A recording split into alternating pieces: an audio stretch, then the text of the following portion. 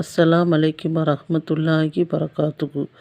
இன்றைக்கி வீடியோவில் நம்ம என்ன பார்க்க போகிறோம்னு கேட்டிங்கன்னா, இந்த ஒரு திக்ரை நம்ம 3 விதமாக ஓதி என்ன செய்யலாம், ஒவ்வொரு முறையும் ஓதுறப்போ ஒவ்வொரு விதமான நன்மைகளை பெற முடியும். இதை அல்லாஹ்வின் தூதர் நபிகள் நாயகம் ஸல்லல்லாஹு அலைஹி வஸல்லம் அவர்கள் கூறினாங்க. அந்த திக்ரு என்ன, அதை எப்படி ஓதலாங்கிறத இன்ஷா அல்லாஹ் இந்த வீடியோவில் நம்ம தெரிஞ்சுக்கலாம். ஒரு முறை பார்த்திங்கன்னா, அல்லாஹ்வோட தூதர்கிட்ட ஏழை சகாபாக்கள் சொல்கிறாங்க, யார சொல்லலாம், பணக்கார சகாபாக்கள் பார்த்தா அவங்க நிறைய தானம் தர்மங்கள் செய்கிறாங்க, சதக்கா செய்கிறாங்க. ரமலான் மாதம் வந்துட்டா என்ன செய்கிறாங்க, நல்ல நிறைய உதவி செய்கிறாங்க. போருக்குன்னு போனால் போருக்குள்ளே பொருளெல்லாம் செய்கிறாங்க, உம்ரா செய்கிறாங்க, ஹஜ்ஜு செய்கிறாங்க. ஆனால் நாங்கள் பார்த்திங்கன்னா ஏழைகளாக இருக்கோம், எங்களால் இந்த மாதிரி நன்மையான காரியங்களை என்னால் செய்ய முடியலன்னு வருத்தப்பட்டாங்க. ஆனால் இந்த இடத்துல நம்ம ஒரு விஷயத்தை யோசித்து பார்க்கணும். அவங்களாம் பார்த்திங்கன்னா அவங்கள பார்த்து பொறாமப்படலை. அவங்க பணக்காரங்களாக இருக்காங்க, அந்த பொருள் வாங்குறாங்க, இந்த பொருள் வாங்குறாங்க, இப்படி இருக்காங்கன்னு என்ன செய்யலை, பொறாமப்படலை. மாறாக நன்மையான காரியங்களை செய்ய முடியல, தானம் தர்மம் செய்ய முடியலன்னு வருத்தப்பட்டாங்க. உடனே அல்லாஹ்வின் தூதர் நபிகள் நாயகம் ஸல்லல்லாஹு அலைஹி வஸல்லம் கூறினார்கள், நீங்கள் ஏன் வருத்தப்படுறீங்க, அவங்கள மாதிரி நன்மை அடையக்கூடிய ஒரு சில விஷயங்களை உங்களுக்கு நான் சொல்லித்தரேன், அதே நன்மையை நீங்கள் அடைந்து விடலாம்னு சொன்னாங்க. யாரை சொல்லலாம், எங்களுக்கு அதை கற்றுக் கொடுங்கன்னு சொல்லி சஹாபாக்கள் சொன்னோன்னு அல்லாஹ்வோட தூதர் சொன்னாங்க, சுபஹானல்லாஹ் 100 முறை ஓடுனீங்கன்னா அல்லாஹ்வோட பாதையில் 100 ஒட்டகத்தை நீங்கள் தர்மம் செய்த நன்மையை பெற்று விடுவீர்கள். பிறகு அல்ஹம்துலில்லாஹ்னு 100 முறை சொன்னீங்கன்னா நீங்கள் போருக்கு வேண்டிய குதிரையை 100 குதிரையை கொடுத்த மாதிரி நன்மையை பெற்று விடுவீர்கள். அல்லாஹ் அக்பர். இது வானத்திற்கும் பூமிக்கும் இடையில் உள்ள நிறைய நன்மைகளை பெற்று விடுவீர்கள் என்று சொன்னாங்க. இந்த திக்ரை மட்டும் நீங்கள் ஓதுனீங்கன்னா நீங்கள் தானம் தர்மம் சதக்கா போக உம்ரா ஹஜ்ஜு செய்த நன்மையும் பெற்று விடுவீர்கள் என்று கூறினார்கள். இதை கேட்ட ஏழை சஹாபிகள் வேகமாக போய் இதை செஞ்சாங்க. உடனே இதை அறிந்த பணக்கார சஹாபிகளும் செஞ்சு விட்டாங்க. உடனே அல்லாஹ்வோட தூதர் நபிகள் நாயகம் ஸல்லல்லாஹு அலைஹி வஸல்லம் ஏழை சஹாபின்னு சொன்னாங்க, யார சூழலாம் நீங்கள் எங்களுக்கு சொல்லி கொடுத்த திக்ரை அவங்க ஓதுறாங்க. உடனே அல்லாஹ்வோட தூதர் சொன்னாங்க, அது அல்லாஹ்வோட நாட்டம், அல்லாஹ் யாருக்கு நாடுகிறானோ அவங்களுக்கு தருகிறான் என்று சொன்னார்கள். இது ஒரு வகை இந்த திக்ரை நம்ம ஓதுறது. ஒரு முறை அல்லாஹ்வோட தூதர் நபிகள் நாயகம் ஸல்லல்லாஹு அலைஹி வஸல்லம் அவர்கள் சஹாபாக்களுடன் அமர்ந்திருக்கும் போது சொன்னாங்க, யார் ஒரு மனிதன் உங்களால் ஒரு நாளைக்கு 2500 நன்மையை பெற முடியுமா என்று கேட்டார்கள்.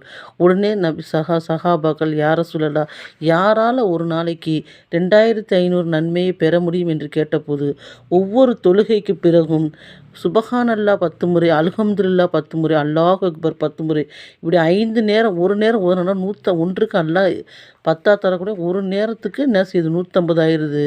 5 நேர தொழுகையில் சேர்த்தா அது 1500 நன்மை ஆகிறது. இரவில் படுக்க போகிறப்ப சுபஹானல்லாஹ் 33 தடவை, அல்ஹம்துலில்லாஹ் 33 தடவை, அல்லாஹ் அக்பர் 34 தடவை ஓதுனா அதுக்கு ஒரு 1000 நன்மை அல்லாஹ் தருகிறான். மொத்தம் 2500 நன்மையை அவர்கள் பெற்று விடுகிறார்கள். ஆனால் இந்த நன்மையை அவரால் செய்ய முடியாவது என்று சொன்ன சஹாபாக்கள் யார சொல்லலாம், இந்த சின்ன விஷயத்தை ஏன் செய்ய முடியாதுன்னு கேட்டன. தொழுகை முடிந்தவுடன் ஷைத்தான் அவர்களை இந்த வேலை இருக்குது அந்த வேலை இருக்குன்னு ஞாபகப்படுத்தி இந்த நன்மையை அவர்களை செய்ய விடாமல் தடுத்து விடுவான் என்று சொன்னாங்க. அதனால் தொழுகை முடிந்த உடனே நம்ம சுபஹானல்லாஹ் 10 முறை, அல்ஹம்துலில்லாஹ் 10 முறை, அல்லாஹ் அக்பர் 10 முறை ஓதிக்கொள்ள வேண்டும். இது 2வது வகை. அடுத்து அல்லாஹ்வோட தூதர் சொன்னாங்க, யார் ஒவ்வொரு தொழுகைக்கு பிறகும் சுபஹானல்லாஹ் 33 தடவை, அல்ஹம்துலில்லாஹ் 33 தடவை, அல்லாஹ் அக்பர் 33 தடவை ஓதிவிட்டு 100ஐ பூர்த்தி செய்வதற்காக லா இலாஹ இல்லல்லாஹு வஹ்தஹு லா ஷரீக்க லஹு லஹுல் முல்கு வலஹுல் ஹம்து வஹுவ அலா குல்லி ஷைஇன் கதீர்னு ஓதுறாரோ அவரோட பாவம் கடல் நுரையளவு இருந்தாலும் மன்னிக்கப்படும் சொன்னாங்க. பாருங்க, ஒரே திக்ரு தான். அந்த திக்ரை நம்ம எப்படி ஓதுறோம், அதனால நமக்கு எவ்வளோ நன்மை கிடைக்குதுங்கிறத நம்ம பார்க்கணும்.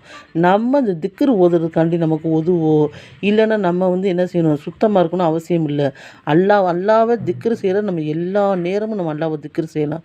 இப்போ வேலை செய்து கொண்டு, உட்கார்ந்து கொண்டு, படுத்து கொண்டு, நம்ம ஏதாவது பயணம் செய்து கொண்டு எல்லா நேரத்துலையும் என்ன செய்யலாம், இறைவனை திக்ரு செய்யலாம். நாளைக்கு மறும நாளில் நன்மை தீமை எடை போடும் தெராசில் பார்த்திங்கன்னா அதிகமான கனமுடையதாக இந்த திக்ருகள் இருக்குமா. அப்போ நம்ம நினப்போமா, நம்ம உலகத்தில் எவ்வளவோ நேரத்தை வீண் விரயம் செய்தோம், ஒரு சுபஹானல்லாஹ்க்கு இவ்வளோ நன்மையான்னு சொல்லி நம்ம ஆச்சரியப்படக்கூடியதாக இருப்போம். சுபஹானல்லாஹ் 100 முறை நம்ம ஒரு தடவை கூட நம்ம சுபஹானல்லான்னு சொன்னோம்னா யார் ஒரு மனிதர் ஒரு நாளைக்கு சுபஹான 100 தடவ ஓதுறாரோ, அவருக்கு பார்த்தீங்கன்னா 1000 பாவங்கள் மன்னிக்கப்படுது, 1000 நன்மைகள் எழுதப்படுது சுபஹானல்லாஹ். மேலும் ஹஜ், உம்ரா செய்த ஜ ஜக்காத், ஹதீஸ் இந்த இதெல்லாம் என்ன செய்யுது, தர்மம் செய்த நன்மையை அவர் பெறுறாருன்னு சொல்லி அல்லாஹ்வோட தூதர் சொன்னாங்க. அப்ப இந்த சுபஹானல்லாஹ், அல்ஹம்துலில்லாஹ், அல்லாஹ் அக்பர் இத நம்ம எந்த விதத்தில ஓதுறோமோ, அந்த விதத்துக்கு தகுந்த மாரி நன்மைகள் இருக்குன்னு அல்லாஹ்வோட தூதர் சொன்னாங்க. நமக்கு நேரம் இருந்தால் ஒவ்வொரு தொழுகைக்கு பிறகும் 33 தடவை ஓதிக்கொள்ளலாம்.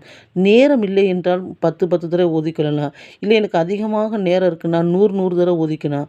அவங்கவங்க நேரத்தை பொறுத்தது. ஆனா இந்த 3 திக்ரும் மிக சிறந்த திக்ரு. இந்த திக்ர நம்ம இப்படி நமக்கு அல்லாஹ்வோட தூதர் சொல்லிக் கொடுத்த மாரி, இந்த 3 விதத்தில எப்படி வேணா ஓதி அதிகமான நன்மைகளை பெறக்கூடிய பாக்கியத்தை அல்லாஹ் சுப்ஹானஹு வ தஆலா நம்ம அனைவருக்கும் தந்தருள்வானாக என்று துஆ செய்து கொள்கின்றேன். ஆமீன், ஆமீன் யா ரப்பல் ஆலமீன்.